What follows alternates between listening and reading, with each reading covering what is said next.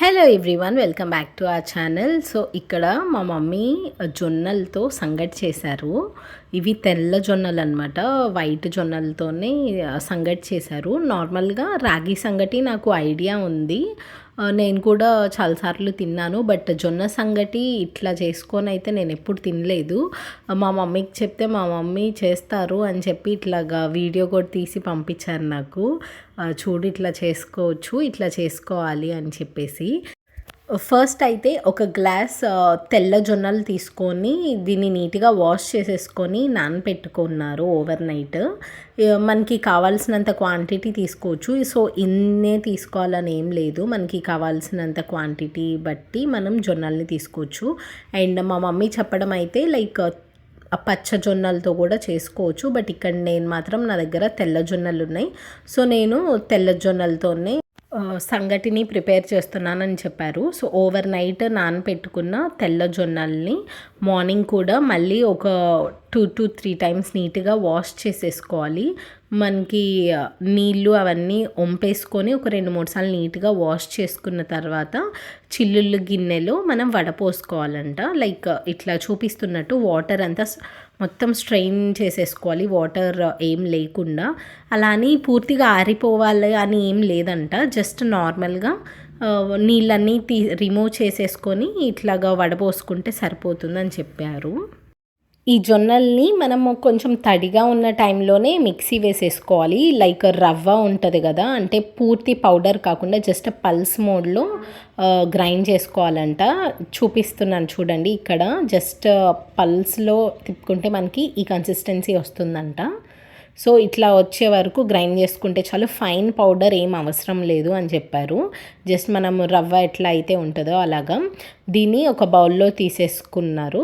And ఇక్కడ mixie పట్టించిన తర్వాత దీంట్లోనే కొంచెం వాటర్ యాడ్ చేసేసుకొని కొంచెం వాటరీగా కలుపుకోవాలన్నమాట. మరి జారుగా కాకుండా జస్ట్ ఇట్లా చూపిస్తున్నట్టు ఉంటలు ఏం లేకుండా అట్లా మిక్స్ చేసుకుంటే సరిపోతుంది. లైక్ ఒక థిక్ పేస్ట్ లాగా అనుకోండి, అలా అయితే సరిపోతుంది. ఒక గిన్నెలో వాటర్ పోసేసుకొని స్టవ్ మీద పెట్టుకొని బాగా మరగనివ్వాలి. సో ఒక గ్లాస్ జొన్నలు తీసుకున్న దానికి 4 గ్లాసెస్ ఆఫ్ వాటర్ తీసుకోవాలన్నమాట. మనకి కన్సిస్టెన్సీ మీరు చూసుకొని యాడ్ చేసుకోండి, సరిపోతుంది. ఒక గ్లాస్కి 4 గ్లాసెస్ ఆఫ్ వాటర్ అండ్ కొంచెం సాల్ట్ వేసేసుకొని బాగా మరుగుతున్న టైంలో మనం కలిపి పెట్టుకున్నాం కదా జొన్న పిండిలాగా, ఆ జొన్న పేస్ట్ లాగా చేసుకున్నది మొత్తం కూడా ఇట్లా వేసుకొని ఉంటలు ఏం లేకుండా ఇట్లా బాగా మిక్స్ చేసుకుంటూ ఉండాలి.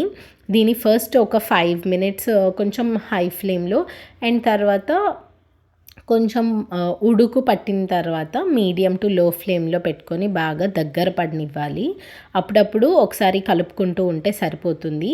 ఒకసారి చెక్ చేసుకుంటూ ఉండండి, ఎందుకంటే లైక్ అడుగంటకుండా ఉంటుంది. ఇక్కడ మంచిగా కుక్ అయిపోయిందనమాట మాకు. సో ఇట్లా బాగా కుక్ అయిన తర్వాత ఇంకా కొంచెం దగ్గరికి రావాలన్నమాట కన్సిస్టెన్సీ. మనం సంగటి అనుకున్నాం కాబట్టి కొంచెం ముద్దలాగా వచ్చే వరకు ఇట్లా కొంచెం దగ్గరికి పడనివ్వాలి.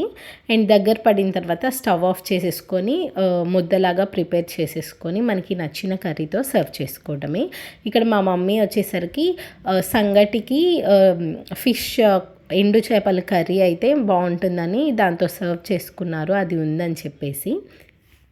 ఒకవేళ వెజిటేరియన్స్ అయితే మనము గుత్తి వంకాయ కర్రీ ఆర్ పప్పు ఏ కర్రీతో అయినా సర్వ్ చేసుకోవచ్చు. రాగి సంగటికి ఎట్లా అయితే పచ్చడి ఉంటుంది కదా, రోటి పచ్చడితో అయితే చాలా చాలా బాగుండిద్దంట.